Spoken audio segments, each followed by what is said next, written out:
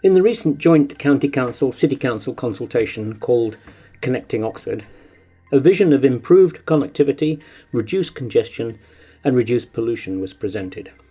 It was stressed that Oxford's transport system needs to encourage more walking, cycling and use of public transport, and reduce the number of motor vehicles on the roads. This was pre-COVID-19. In May, at the height of the lockdown, the Oxford Civic Society made a short film of what the Oxford city centre looked like without congested pedestrian and road traffic. The aim was to see more clearly what space we would have for easier walking, cycling and bus movements if Connecting Oxford is to be implemented. The High Street is one of the most spectacular high streets in the world. It has known better days, and overuse is the problem. It's been a problem since development began to consolidate in eastern Oxford from the late 18th century, accelerating throughout the 20th century with industrialisation and fast population growth. But as the population of East Oxford continues to grow, it also continued to depend on the historic city centre for shopping and services. The history of Magdalen Bridge at the eastern end of the High Street highlights the problem. The 16th century stone bridge, which had served Oxford well, was widened in the late 17th century. It was widened again in 1882 to accommodate increasing general traffic, but especially the Oxford tramway.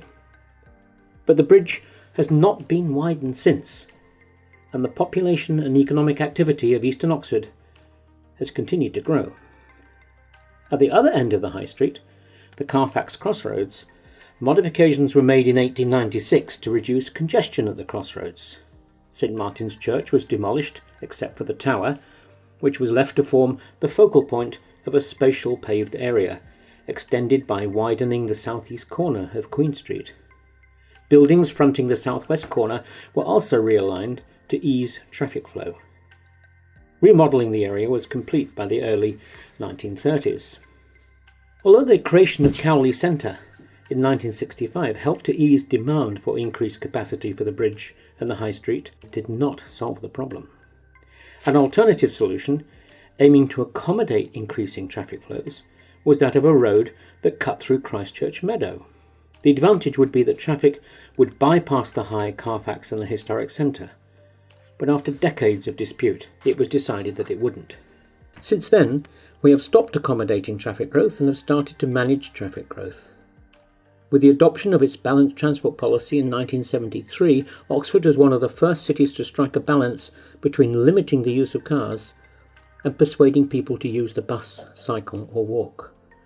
With the introduction of Park and Ride, the High Street bus gate, pedestrianisation of Cornmarket and Queen Street and other measures, the city has continued to try to get control. Connect Oxford is another set of measures.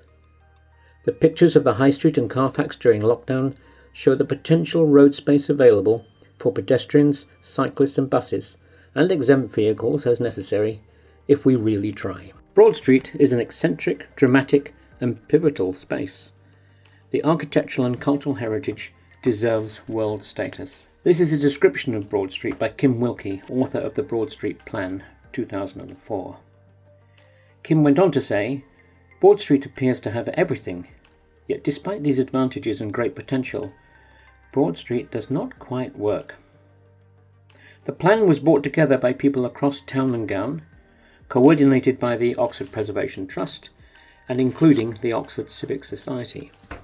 Kim's idea was simple: a clear, uncluttered space where the architecture can be seen and people can meet, linger and pass through at their own pace.